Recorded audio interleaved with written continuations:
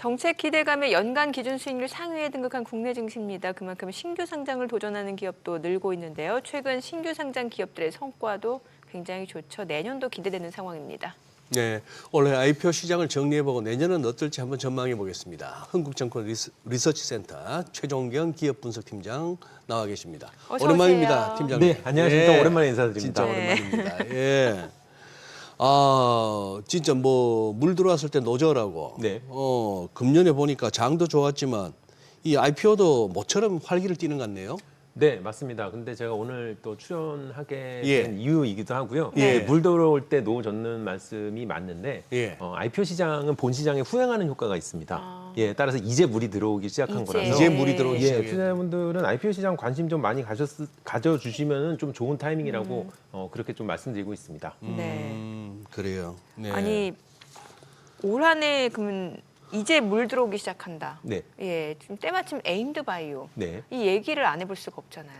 네, 최근에 상장한 종목들이 뭐 상장 첫날부터 예. 주가가 이제 많이 움직이는 일도 생기긴 하는데 사실은 올해 전반적으로 분위기가 굉장히 지금 좋은 상황입니다. 네. 이게 좀 장기적인 흐름을 좀 봐야 되는데 IPO 시장이 2022년에 바닥을 확실히 잡았고요. 네. 23년에 반등해서 24년과 25년의 상승세를 이어서 다음 고점으로 지금 달려가고 있는 상황입니다. 네. 실제 상장 개수가 올해 제가 78개 정도가 2025년 예상을 하고 있는데 작년에 77개, 뭐 지난 5년 동안 78개 왔다 갔다 하는 수준에서 크게 달라지진 않았어요. 예. 그런데 공모 규모가 굉장히 괜찮습니다. 어. 올해 전체적으로 4.8조 지금 예상하고 있는데 그 23년에 3.9조, 네. 24년에 4.3조, 그리고 올해 4.8조니까 굉장히 이제 예쁘게 올라가고 있는 거고요. 특히 서두에 언급해 주셨던 것처럼 수익률 측면이 굉장히 좋습니다. 예. 이게 뭐냐면은 이제 소수의 한두 종목들이 뭐 3배가 된다, 4배가 된다 그런 것도 눈에 띄는 건 사실이지만 전체적으로 공모가가 안정화되면서 확실하게 전체적인 수익률이 좋아졌는데요. 일단 그 올해 첫날 수익률이 66% 평균, 그다음에 1개월 수익률이 41%를 기록 중에 있는데요. 이게 작년하고 비교를 해보면은 작년에는 첫날 수익률이 42%, 1개월 수익률이 1.3%였기 때문에 특히 작년이 너무 안 좋았다고 할 수 있는 거죠. 네. 예, 그래서 올해 뭐 개수적인 측면, 공모 규모적인 측면, 수익률적인 측면에서 전부 굉장히 좋은 모습을 좀 보이고 있다라고 말씀드리고 있습니다. 지금 이제 정민 앵커가 이제 워낙에 이번에 이제 이슈가 됐으니까 에임드 바이오부터 언급했습니다만 이거는 이제 특별한 케이스고 대부분의 최근 이제 신규 상장 업체들 보면은 첫날 상장 첫날 이제 크게 높게 출발해서 이제 종가는 조금 시가보다 많이 밀리고 그 이후 조금 흘러내리고 하는데 그래도 그 수익률이 나온다는 얘기는 공모가 대비 워낙 높게 출발해서 조금 이렇게 밀려서 공모가 대비로는 그 정도 수익률이다 이렇게 이해하면 됩니까? 네, 예, 맞는 말씀이고요. 네. 더 정확한 원인을 분석하면은 작년보다 전반적으로 공모가가 안정화됐습니다. 공모가가 예, 그게 가장 큰 아파트로 올해- 치면 분양가가 싸졌군요. 아우, 정확하게 그렇습니다. 예, 그래서 올해 시장이 더 건전해졌다고 제가 말씀을 좀 드리고 있습니다. 실제로 제가 그 올해 그 2025년을 통틀어서 가장 중요하게 보여주는 그래프가 있어요. 네. 제가 예. 오늘도 준비해 오긴 했는데 그 공모가 대비 공모 확정가, 공모 희망가 대비 공모 확정가의 추세를 나타내는 그래프입니다. 지금 화면에 나타나는 그래프이고요. 그 회색으로 음영되어 있는 부분이 그 공모 희망가입니다. 저희가 밴드가라고 얘기를 하죠. 그 밴드가를 기준으로 빨간색 네모에 점 찍힌 부분이 확정가가 잡힌 부분이에요. 약간 밴드 하단 쪽이 하단 쪽이 몇 개 보이는데요. 예. 가장 주목할 만한 부분은 상단에서 위로 벗어난 게 단 한 개도 없습니다. 그러네요.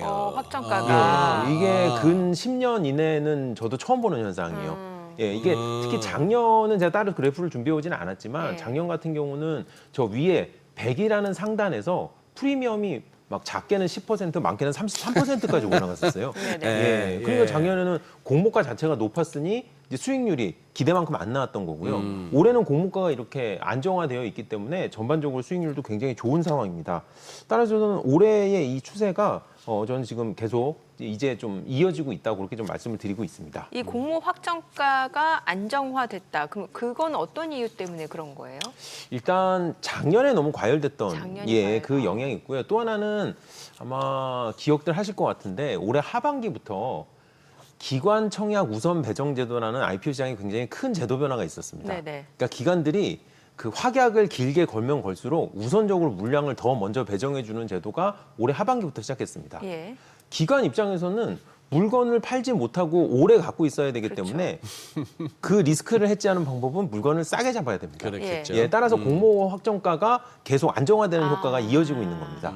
굉장히 좋은 시장 현상이라고 말씀드릴 수 있어요. 어쨌거나 그 공모가의 그 버블을 뺐네요. 제도적으로. 그렇죠, 예. 네. 예.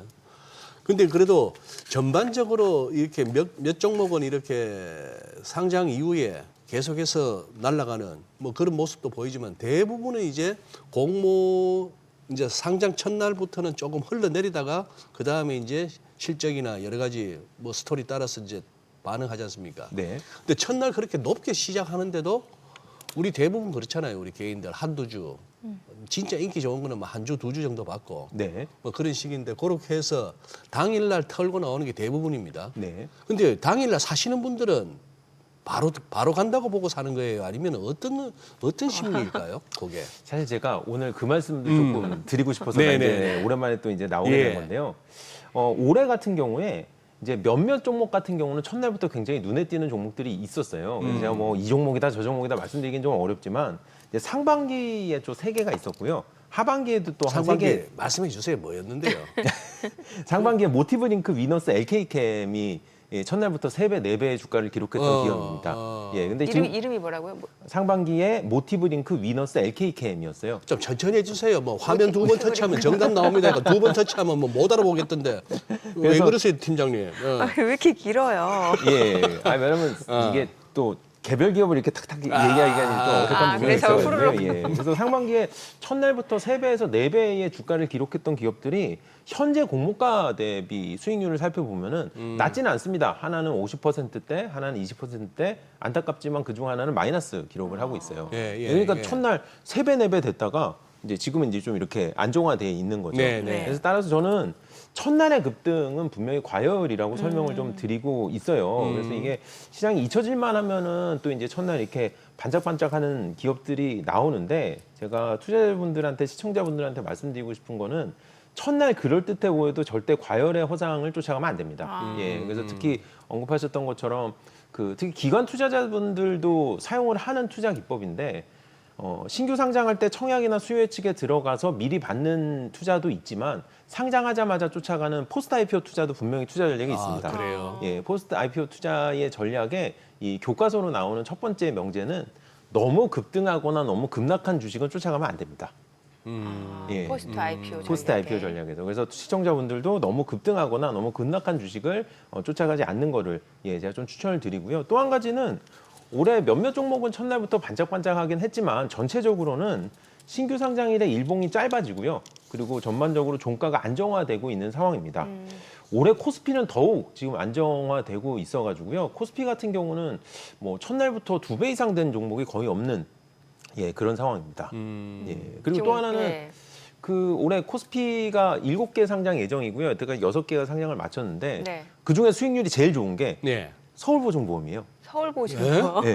그래요? 네, 6개 중에 현재 공모가 기준으로 수익률이 제일 좋은 게 서울보증보험입니다. 뭔가 되게 무거울 것 같은 종목인데. 대한조선도 있었고 명인제약도 기억이 나는데 예. 서울보증보험이 낮은 공모가로 시작해서 꾸준히 천천히 계속 올랐습니다. 어허. 따라서 전 투자자분들도 그렇게 첫날 반짝이는 종목도 물론 좋으니까 반짝거리겠죠. 그러나 이제 그걸 쫓아가는 것보다는 이렇게 좀 뭐랄까 공모가 언저리에서 이렇게 재투자할 수 있는 종목들을 한 번 더 관심 가져보시는 거를 추천드리고 있습니다. 팀장님, 요즘도 스펙도 상장 당일날 막 반짝반짝거립니까? 스펙이 반짝반짝하는 이유는 아무래도 시가총액 자체가 개별로 이제 100억 전후로 작기 작게. 때문에 가벼워서 많이 움직이긴 하는데요. 아주 좋은 언급해 주신 게 스펙들도 작년보다는 변동성이 줄어들었습니다. 뭔가 좀 시장이 뭐랄까 체질적으로 좋아지네요. 네, 맞습니다. 네. 그래도 올해 좀 이제 물 들어오기 시작했다는 말씀 주셨는데 그러면 이 IPO 시장이 좋은 건지 안 좋은 건지를 알 수 있는 기준은 뭐라고 보세요? 사실 IPO 시장을 결정하는 주요 변수는 이제 상장 기업 수, 네. 그다음에 이제 공모 규모, 그다음에 주가 수익률입니다. 더 쉽게 말씀을 드리면은 1년 동안 몇 개 들어오느냐, 네. 1년 동안 얼마나 큰 게 들어오느냐, 또 그거를 사서 우리가 돈을 벌 수 있느냐. 네. 이제 세 가지 문제인데요. 이게 길게 놓고 보면은 우리 시장이 세 개가 한 번에 다 좋을 수는 없어요. 세 개가 한 번에 다 좋을 수는 없는데 예. 2025년이나 26년은 수익률이 회복하고 있는 거고요. 네. 개수는 안정돼 있고요. 예. 공모규모는 계속 커지고 있습니다. 그래서 아마 저의 예상에 따르면 전망에 따르면 2026년은 상장 기업 수나 공모 규모 측면에서는 이제 5년 만에 네. 이제 화랑을 맞을 거로 보고요. 주가 수익률은 이제 올해 수준에서 내년부터 이제 슬금슬금 좀 밀리기 시작할 거라고 보고 있습니다. 그래요. 그러면 이제 또 왜 보통 신규 상장 준비하고 있다가도 또 왜 시점을 좀 미루거나 처리하는 경우도 있잖아요. 이런 경우는 투자자 입장에서 보면 약간 좀 불안함도 있는데 이거는 어떻게 저희가 받아들이면 되는 거예요? 일단 결론적으로 예. 뭐 투자자분들께서 걱정이나 불안해하실 부분은 없는데요. 네. 언급하신 것처럼 신규 상장 시장에서 철회하는 기업들도 같이 살펴봐야 되는 이유가 있습니다. 네네. 저희가 보통 철회라고 하면은 뭐 상장 철회나 공모 철회, 그다음에 심사 철회, 심사 미승인을 이제 통틀어서 말씀을 드리는데 2024년에 연간 49개가 철회를 했습니다. 굉장히 많은. 작년에. 예, 작년에. 예. 1년에 우리나라에 신규 상장하는 신인들이 80개 정도 되는데 네. 49개가 철회했으니 엄청난 거죠. 올해도 28개입니다. 예, 오, 적지 올해도 않은 이렇게, 숫자예요. 예. 근데 이게 철회를 많이 한다고 나쁜 거 아니냐라고 생각하실 수도 있지만 철회가 급증할 만큼 우리 한국거래소가 심사를 굉장히 까다롭고 어렵게 하고 있다고 해석하는 게 맞아요. 근데 이 그래프 자세히 보시면 재미난 게 예. 최영권님 말씀이 맞다고 하면은 그럼 작년에는 거래소가 열심히 하다가 올해는 심사를 열심히 안 하는 건가요?라고 생각할 수도 있는데 그건 전혀 아니고요. 예. 저 올해 28개, 29개 숫자 중에 한 20여 개 정도가 상반기 숫자입니다. 다. 아, 네. 예, 무슨 말씀이냐면 제가 아까 언급했듯이 올해 하반기부터 IPO 시장에 큰 제도 변경이 있다 보니까 네. 전반적으로 심사라든지 청구가 좀 뒤로 계속 수년되고 있어요. 아 그래요. 예, 그래서 철회하는 기업 자체가 좀 줄어든 거고요. 그만큼 또 내년으로 수년된 기업들이 많이 기다리고 있는 상황입니다. 예. 그리고 팀장님 이거는요. 저 특례 상장 기업들이 코스닥 쪽에서는 상당하지 않습니까? 네. 그래서 이제 그동안에 이제 이 제도 신뢰성 두고 뭐 이런저런 말도 있었는데 팀장님 보시기에 요 제도는 어떻게 평가하십니까? 일단 이 우리나라의 특례 상장 제도의 변화는 어떻게 보면 산업의 구조 변화라고 저는 이제 좀 해석을 하고 있어요. 네. 그래서 제가 그래프를 하나 준비를 해왔는데요. 여기서 이제 막대기 보지 마시고요. 선 그래프만 봐주시면 좋을 것 같아요. 네. 예, 우리나라의 코스닥 시장에서 특례 상장이 차지하고 있는 비중을 제가 나타낸 겁니다. 예. 그 지난 2023년까지 수년간 40%대가 안정적으로 유지됐어요. 예. 즉 코스닥 시장에 상장하는 신인들의 40% 정도는 이제 특례 상장이었죠. 네. 작년에 이게 57%를 찍고요. 올해도 54%를 지금 기록할 것 어허. 같습니다. 예, 그 얘기는 대한민국 코스닥 시장의 절반 이상의 기업은 특례로 들어오는 적자 기업이라는 얘기예요. 지금 버는 건 없는데 그렇죠. 기술은 있고. 예. 그래서 말씀드리고 네. 싶은 게 뭐냐면은 이거는 신성장 산업에 있는 기업들이 많이 상장을 하기 때문에 벌어지는 현상이라고 저는 해석하고 있습니다.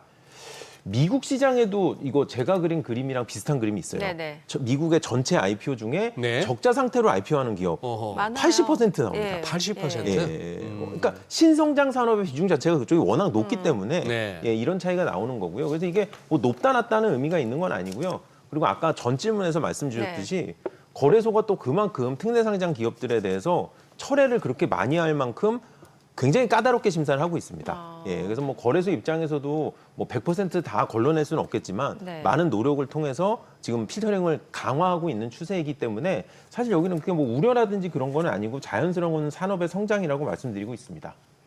팀장님 설명을 듣다 보니까 오늘 유난히 이제 그런 생각이 좀 드네요.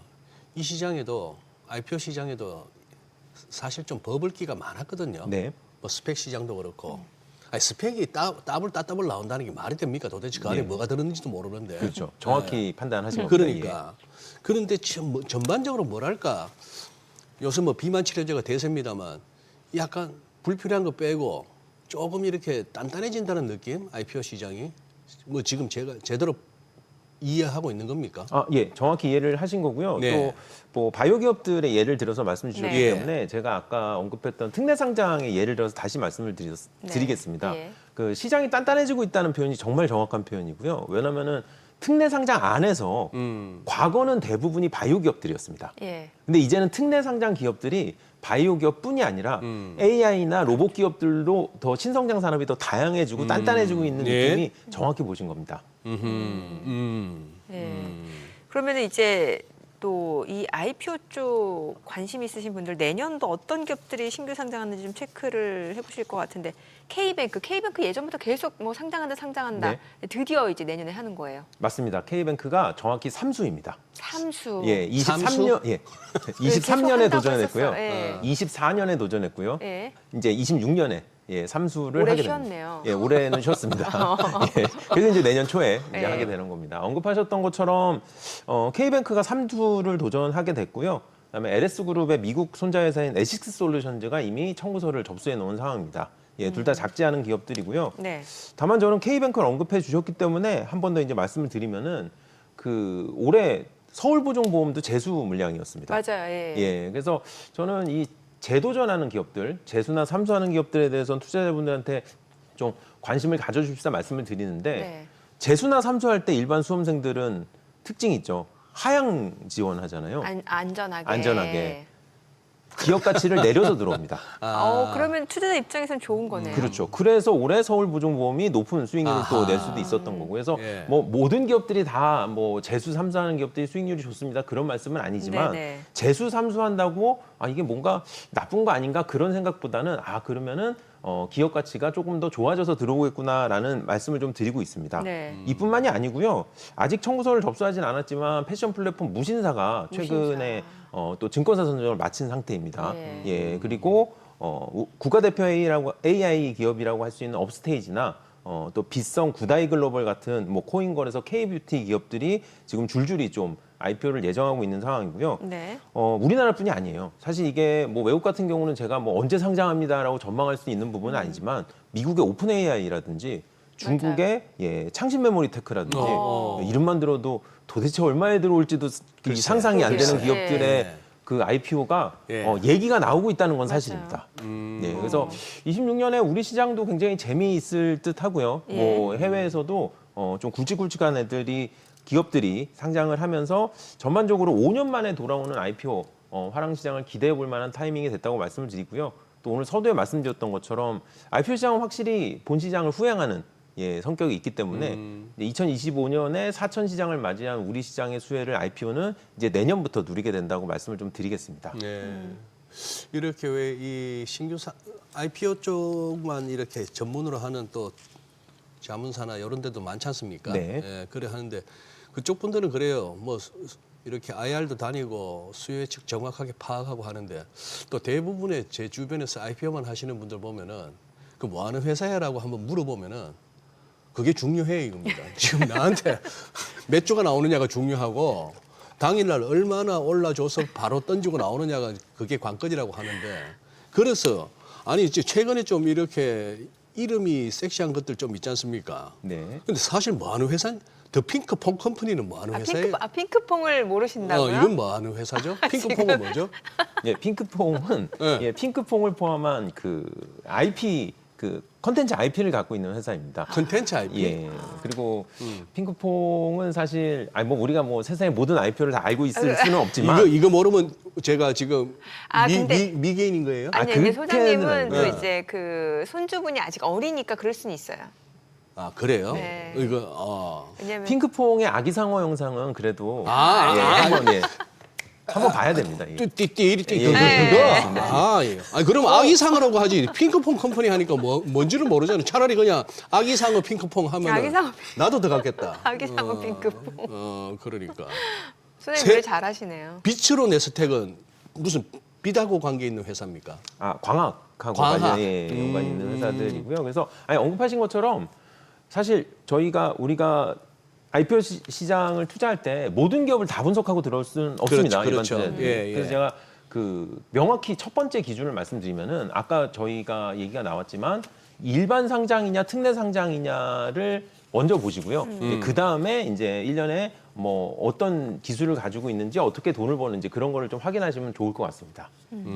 아니 보니까 컬리도 상장할 수도 있고 뭐 올리브영도 상장할 수도 있다면서 얘기가 솔솔 나온다면서요. 아, 그래요? 그 뭐 몇 년 전부터 계속 얘기가 있던 기업들이긴 한데요. 네. 사실 가능성 측면에서는 이제 아까 제가 언급했던 기업들이 조금 더 가까웠다고 말씀을 드리고요. 아 K뱅크 무신사. 네, K뱅크 무신사, 뭐 업스테이지 등등이요. 예, 예. 그리고 언급하신 기업들은 일단 좀 IPO 시장이 제가 전망하는 것좀 굉장히 좋은 화랑 시장이 오면은 아마 가능성이 또 올라가진 않을까 보고 있는 상황입니다. 그리고 왜 투자자 입장에서 보면은 코스피에 상장하느냐, 코스닥에 상장하느냐, 이것도 좀 사실 주요 기준 중에 하나거든요. 네. 예, 코스피에 상장하면 뭔가 더 기업이 안전해 보여요. 예. 그 일단 규모적인 측면에서 시가총액 기준으로 몇 조 원 하는 회사들은 코스피 시장을 먼저 놓고 되고요. 네. 그다음에 코스닥에 상장하는 기업들의 평균 시가총액은 약 2천억에서 3천억 정도 됩니다. 그러니까 무슨 말씀이냐면 일단 사이즈가 좀 다르고요. 그렇죠. 두 번째 또 하나는 결정적으로 다른 점이 있어요. 네. 코스피 시장은 네. 그 기업별로 건별 심사를 합니다. 증권사가. 그래서 기업 하나하나를 심사하고요. 예. 코스닥 시장은 여러 가지 트랙을 만들어 놓고 이 청구한 기업들이 이 트랙에 알맞는 회사인지를 심사합니다. 아. 예, 그래서 이거는 저는 회사들의 그 크기의 차이와 그다음에 전략의 차이라고 네. 말씀을 좀 드리고 있어요. 그래서 언급하신 것처럼 아까 제가 언급했던 2026년 그 신규 상장 예정 기업 중에 빗성 같은 경우는 애초부터 코스닥 신규 상장을 좀 진행하고 있는 걸로 알고 있습니다. 네. 예. 알겠습니다. 그래요. 오늘 내용 여기까지 듣겠습니다. 고맙습니다. 예, 감사합니다. 감사합니다.